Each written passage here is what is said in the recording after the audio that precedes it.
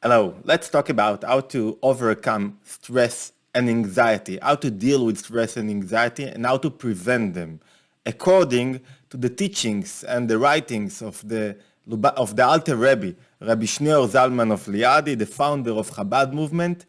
And first of all, we have to ask why those questions bothered him. One of the most important understanding that he had, and he wrote about him, is the purpose of our living is to overcome, to change undesirable emotions. When you do not, when you are suffering from undesirable emotions, that means what? That means that you are in the center. It's all about you. The Alter Rebbe, Rabbi Shneur Zalman of Liadi, wasn't a psychologist, but he knew that when everything is around you and you are in the center and you are bothered only what will happen with you and what other people thinks about you and how you will overcome the next task and how you will pay the mortgage, etc., you want to be able to push you forward, to let you reveal your own powers, to make you grow, to make godliness a part of your life, because it's all about you. And you have to get out of yourself a bit and to adopt a broader perspective to reality. So it presents three methods in order to overcome undesirable emotions, especially stress and anxiety, and we will define stress and anxiety through those methods. And let me just go briefly on the three methods, and then we'll open them. Maybe in this video, we'll work only on the first one. The three methods are, the first one is walking by, the method is the road, the course that you have to adapt is walking by taste and knowledge. In Hebrew, it will be al pi ta'am v'dat. It's the main idea there is to use your mind, to use different kind of meditation, contemplation. In Hebrew, it will be itbonenut, in order to overcome, to weaken your emotions. And this method is I think, suggested and presented in the most broad way in his writing and his teaching. The second one is beneath taste and knowledge, taste and understanding. It's like beneath the mind. It's not using the mind, but using other powers in your soul in order to overcome stress and anxiety. And the best example is how to dominate and how to navigate your thoughts. A person that do not know to control his thoughts. When I mean control, I mean choose what to think about and what not to think about, which borders he puts to his thoughts. If he does not know this technical work and he does not do that, he will suffer from undesirable emotions, mainly stress, anxiety, because he will always think about, and it will be natural thoughts. Why? What is happening to me? What is gonna happen? What gonna happen to me? How would I pay the mortgage? What will happen if? And there is a lot if outside. You do not know what will happen in the next moment. And if you let your thoughts run away without controlling them, without choosing what to think about, without putting borders to the thoughts, and deciding a strong decision, to adopt a strong decision on these things, I do not think. On those things, I allow myself to think. This is the space in which I allow my thoughts to run. And there is a lot of connection to innovation and to creativity when you decide what to think about and what not to think about, where not to let your thoughts run away.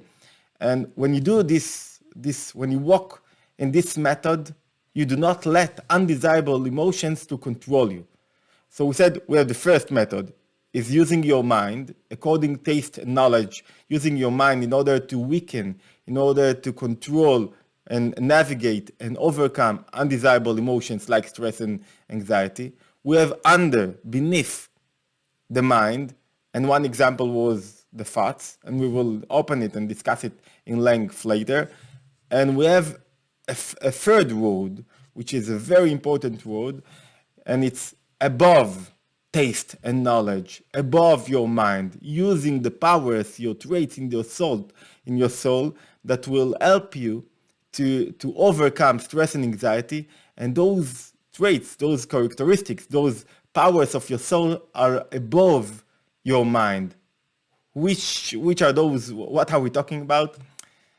In every suffering, in every undesirable emotion, each one of us is suffer for something.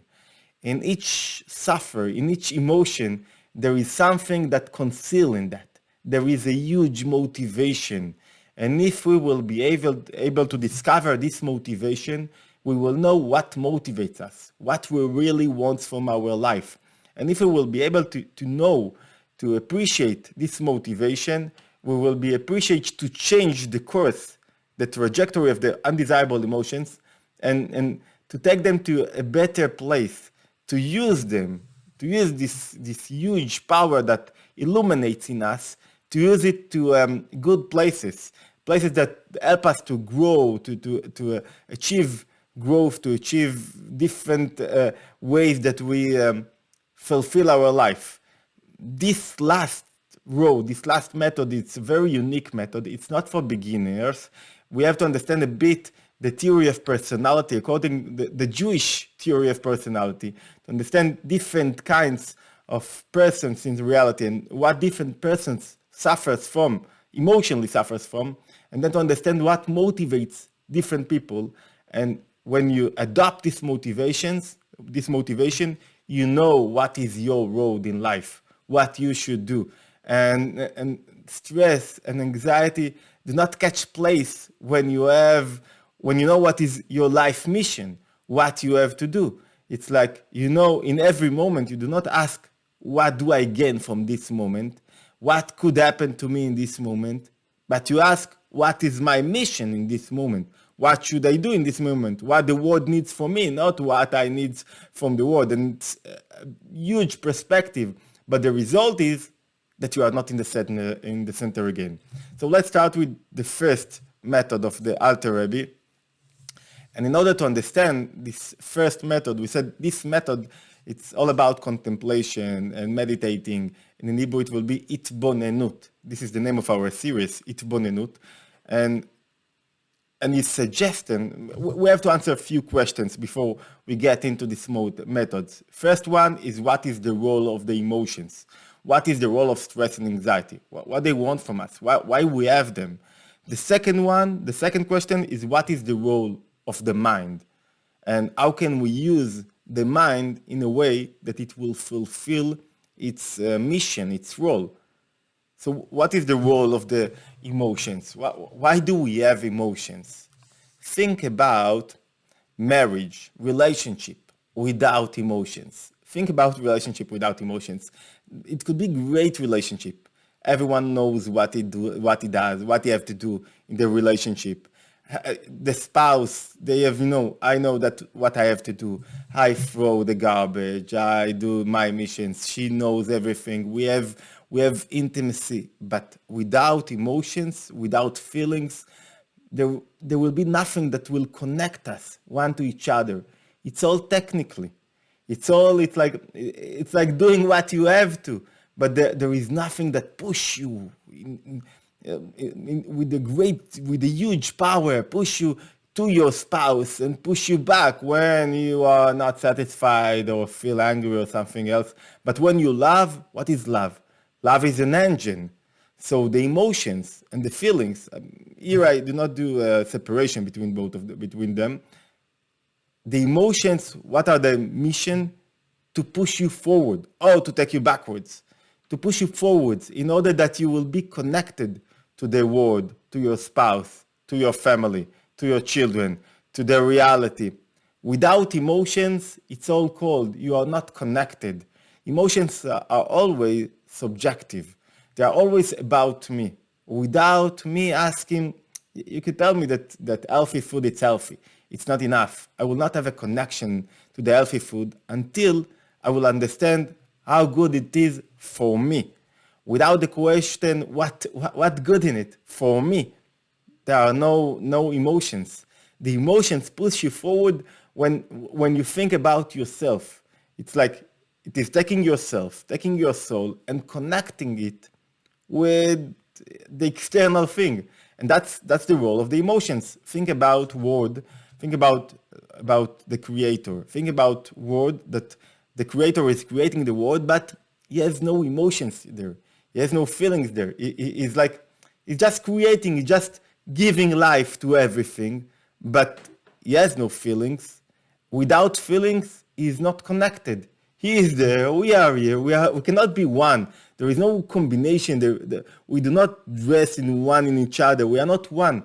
So the emotions, what the emotions in God's emotions does, they connect him to the world. And I cannot fall in love with somebody, with someone, with something that is not in love with me. I need those emotions. So we said the purpose, the role of the emotions is to connect you, to take you out of yourself. And the mind does not do that.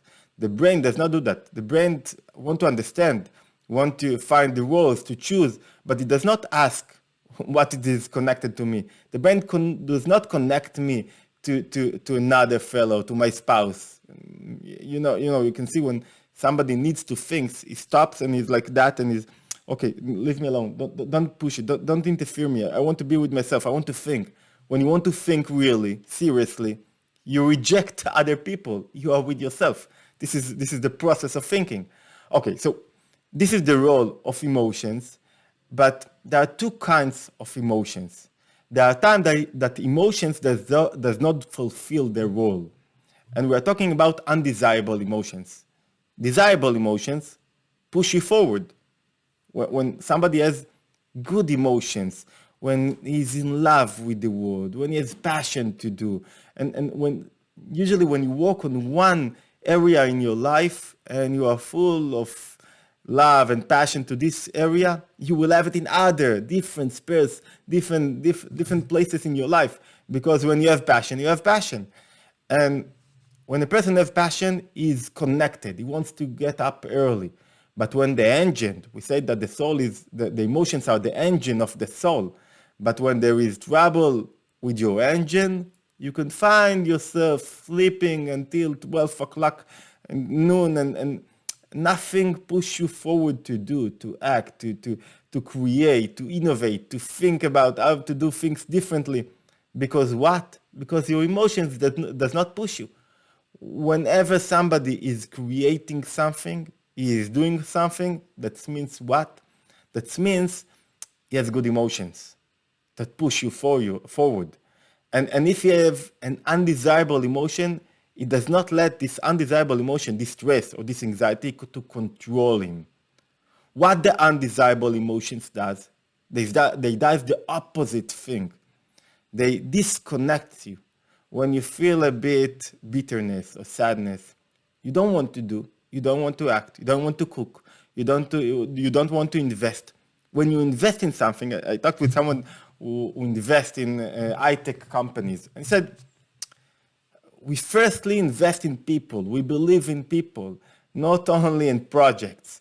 And he said, if you don't love people, if you don't believe in people, you will not invest in nothing. If you do not believe in yourself, you will not go out and do things. Believe in the self, it's the first criteria, it's the first condition to do something. And when you believe in yourself, that means you love yourself. And when you have stress and anxiety, when you have undesirable emotions, what they do the opposite thing. They push you backward.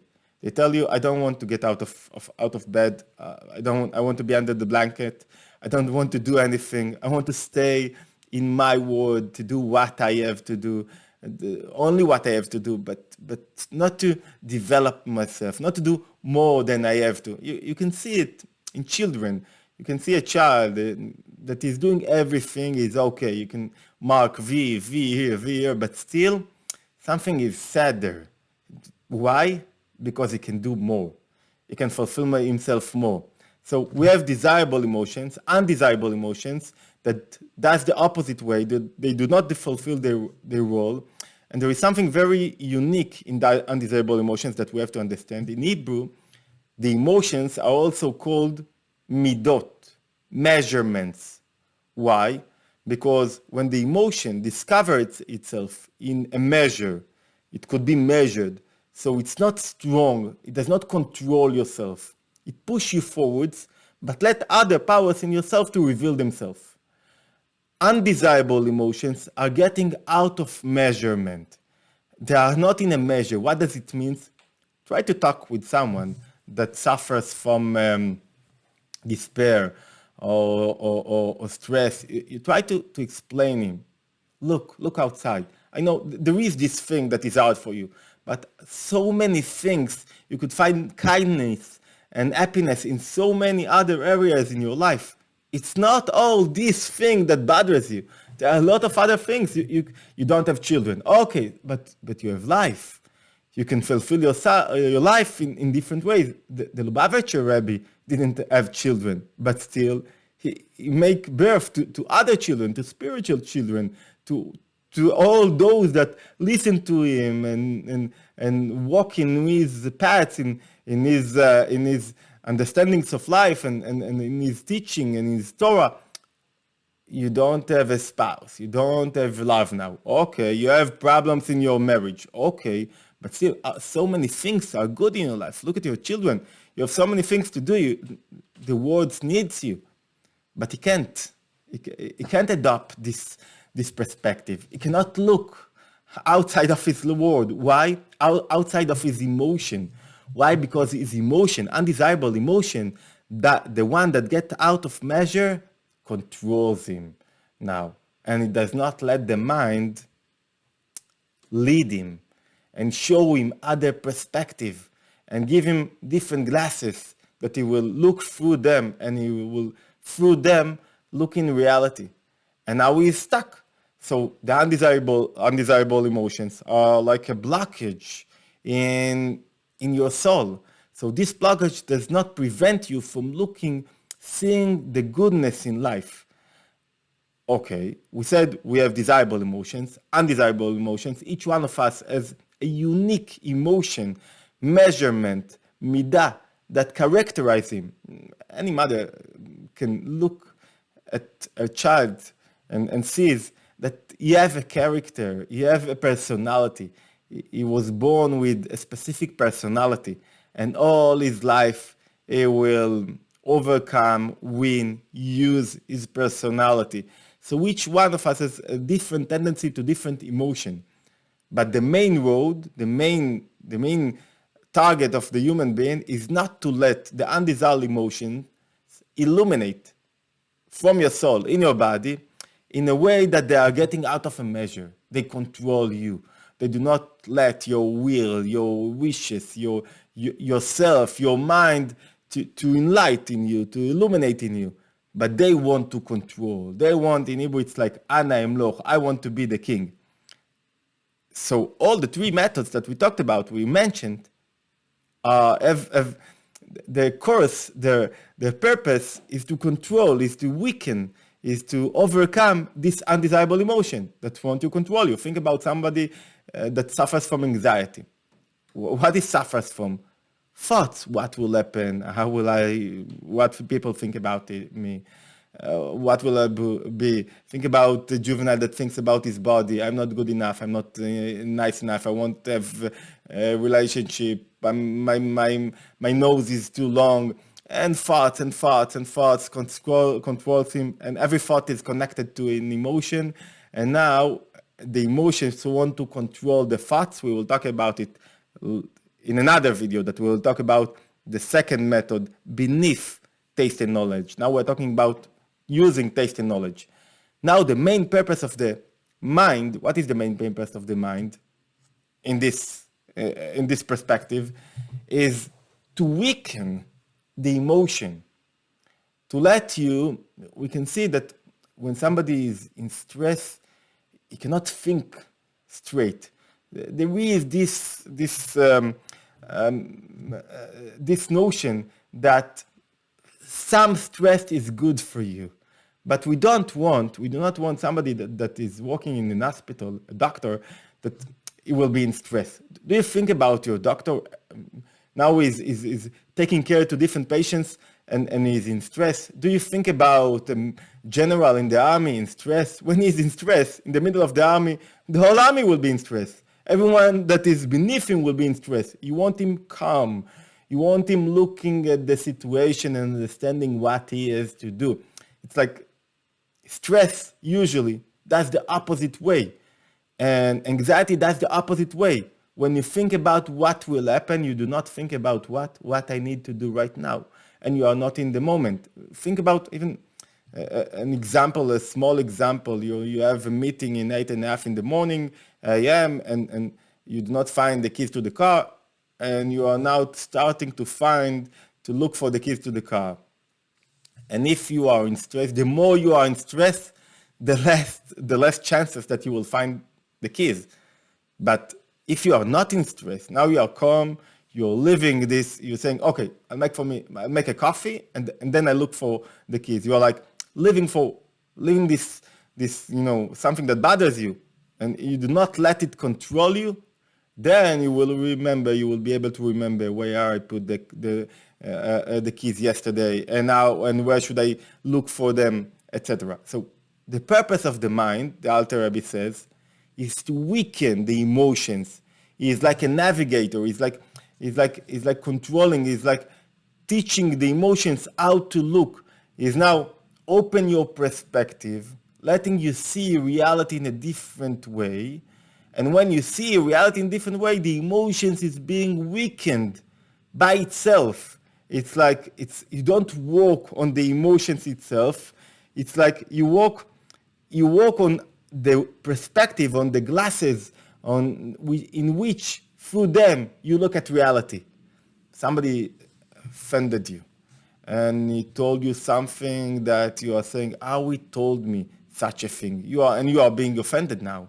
And when you are being offended, you are being controlled because you do not control yourself. The emotion control you, and he can control you. The person, usually when I want to offend someone, when I'm offending someone, it's in one purpose, to control him, to minimize him, not to let him discover his own powers, not to let him discover his potential. And now when I am being controlled, it's like my mind does not weaken my emotions. But if I will replace roles, and I will ask myself, why he told me that? What bothered him? What he had a thought. He fought his wife this morning. He has troubles in his maintenance. He does not earn enough. He's in the minus in the bank. What bothers him? Immediately, when I will start thinking about him, I will get out of the center. I won't think everything is against me, even though he told me things that, made me angry and upset, etc. Now it's not about me, it's about him. And when it's about him, the undesirable emotion does not control me anymore. I do not think too much about myself. I want to bring you a paragraph, an epistle from the Tanya, epistle 11. I think the Tanya is the most monumental books of the Alter Rebbe. He worked on it for 20 years. But in this epistle, it's like the most radical and extreme one, is speaking about how you should contemplate. When one starts to learn the Tanya, in the beginning, the Alter Rebbe says, I have answers to all of your questions. I have answers to all of the questions. But when you want the answers, you get into the Tanya, you won't find the answers. You will find some few answers in chapter 27, 28, 26, where he is discussing sadness and depression. But answers like what to do when you have stress, what to do when you have anxiety. You won't find answers like 1, 2, 3, 4, 5. Why? Because what he's trying to do to change the way you view life, to change the way you view world. There is a war out there. Who will win? Your perspective to life, the way you look at life, how you can understand life, and the news, the media, the world. When I say the world, it's everything consuming. Everything outside wants to control the way you view what is happening, to give you their perspective, to control your glasses. And the Alter Rebbe suggests that you will be the owner, you will be the one that controls his perspective. You control your mind. You will be able to decide. Why? Because when you control your glasses, when you choose how to look at reality and how to understand and to give commentary to everything that you see, when you do that, what's the result? That you control your emotions. And let me take you to the Epistel 11. In this Epistel, the Alter Rebbe is I think, it's very extreme, it's very radical, but there he presents his ideas in a very, very precise way and not in length, but very shortly. He says, when you contemplate in depth of understanding, and you will picture in your mind how you are being created ex nihilo, every moment from the beginning. One of the most important ideas in Hasidism is that the world wasn't created about 1,000 years ago, and it wasn't, or 3,000 or million years ago. Is being created. The world is being created every moment anew.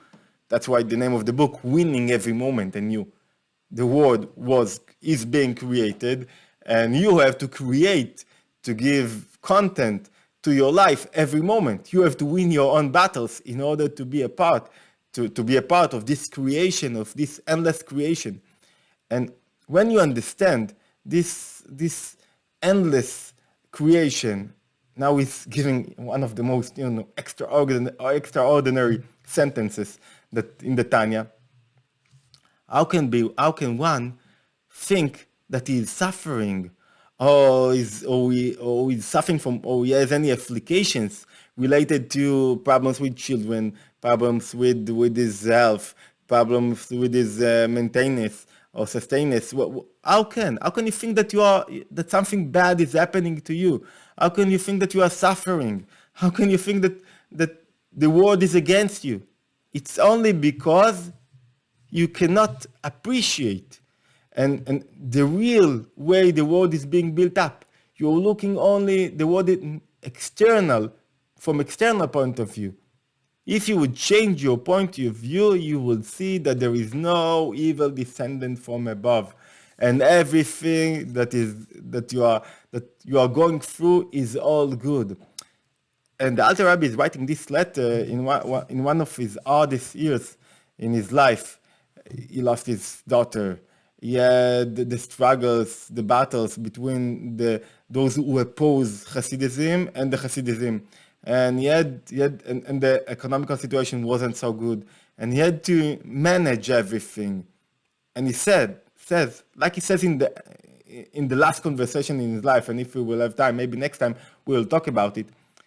What he's saying it's all about the way you appreciate life, you appreciate yourself. Let your mind understand and contemplate and learn. And how do you do that? You have to learn.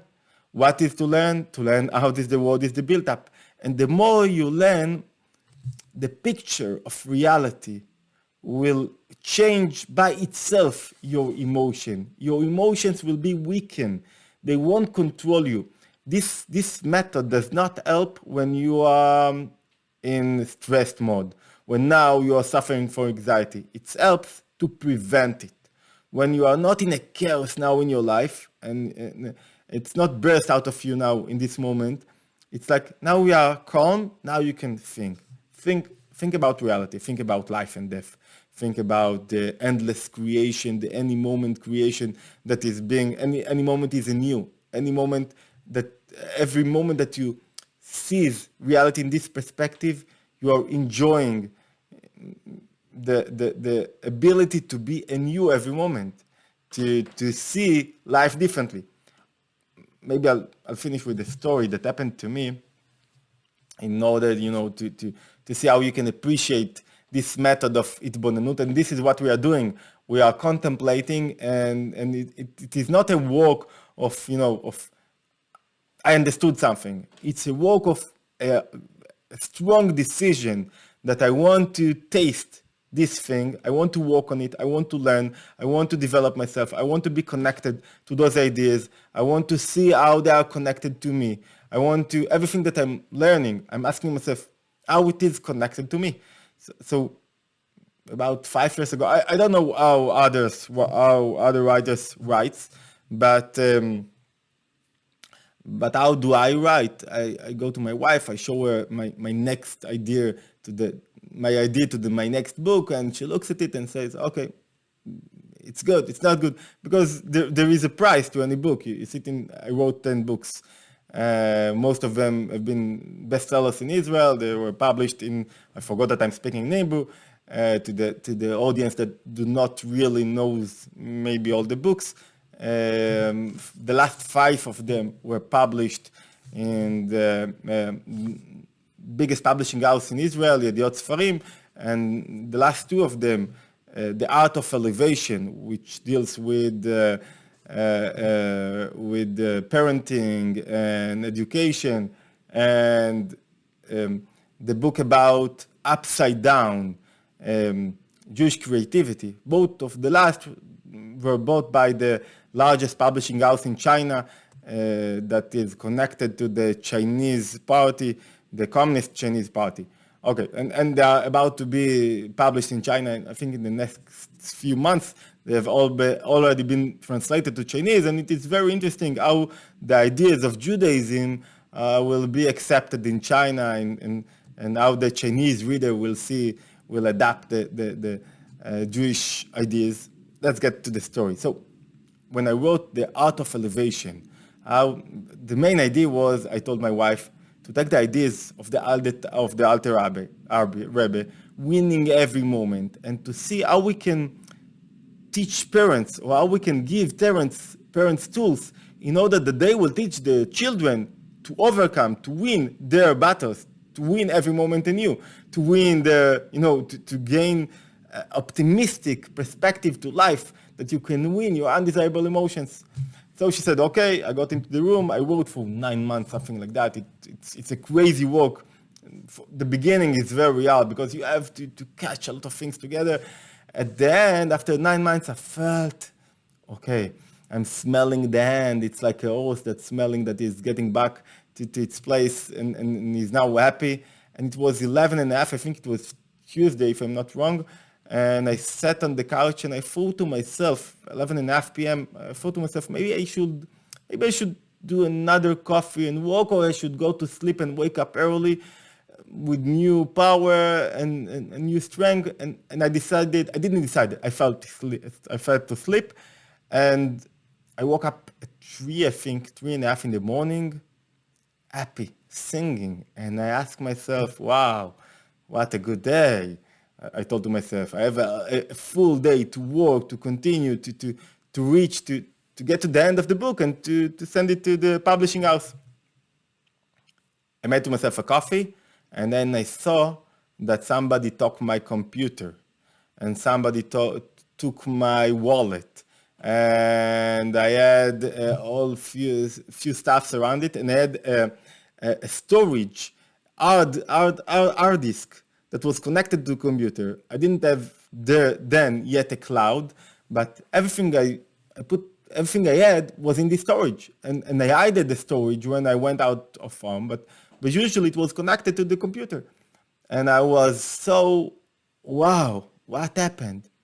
The story is that two of our neighbors from Arab neighbors from Yatta and the village around jumped over the wall, got into my house, stole my computer, and they ran back and they jumped back. And the end of the story, that it was that they sold the computer to some kind of a dealer in Hebron. I tried to reach this dealer, but it was very hard.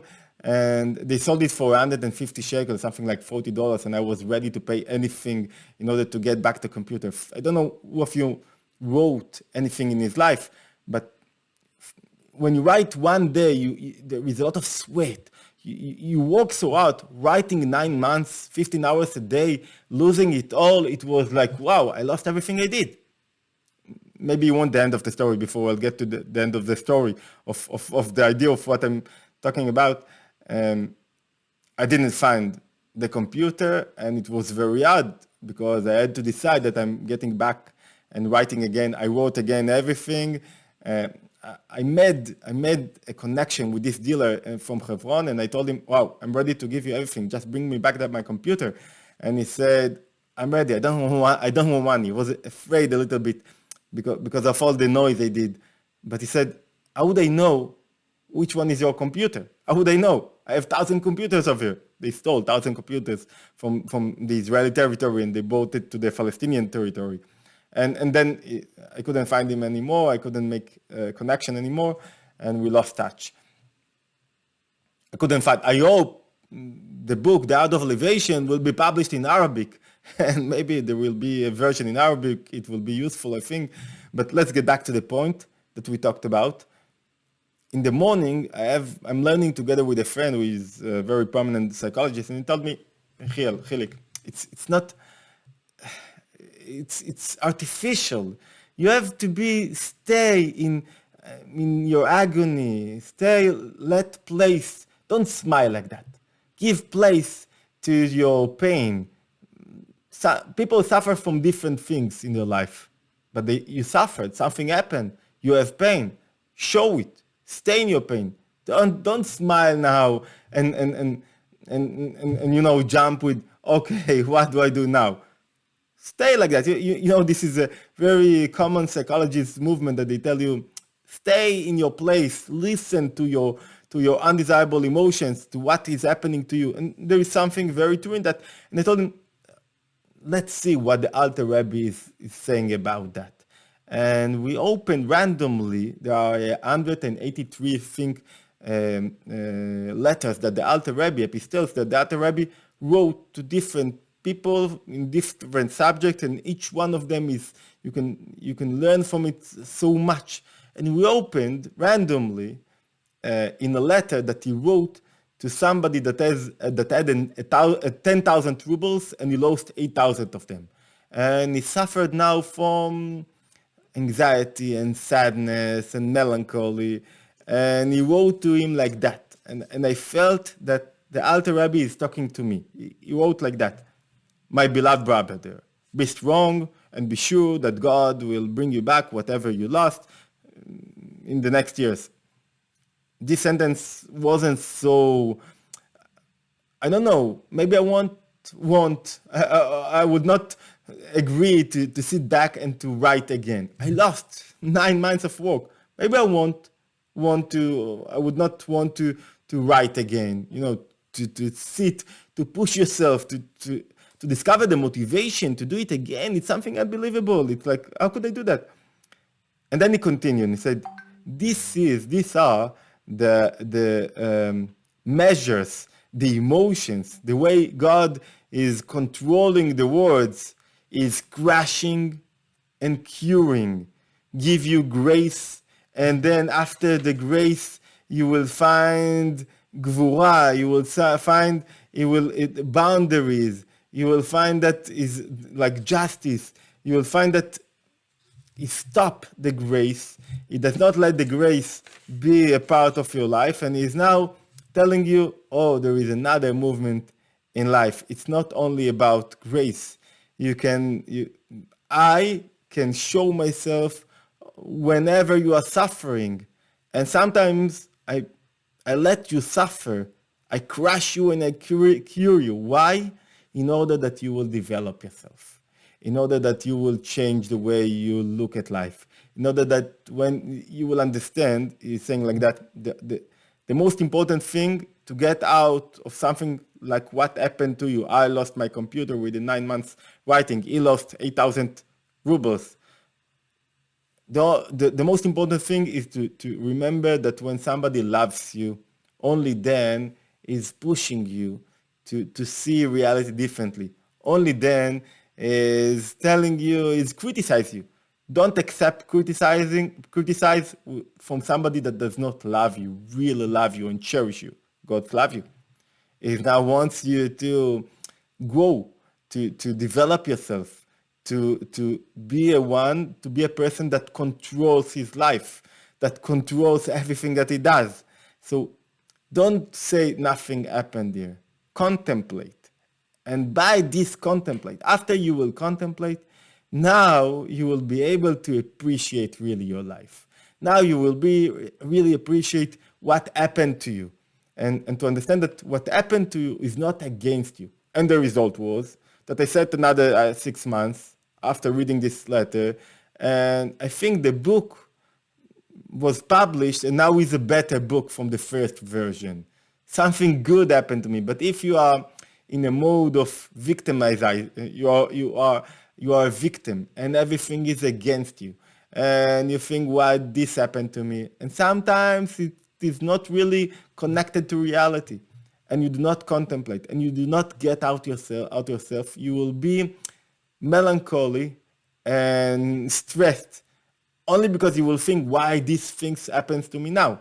And what is stress? Stress is when I'm trying to be in two places in the same time. Why? I'm now here, I'm now driving and I'm thinking what? And I'm letting my thoughts run away. It's a bit of a stress. Try to listen to me to do another thing in the same moment.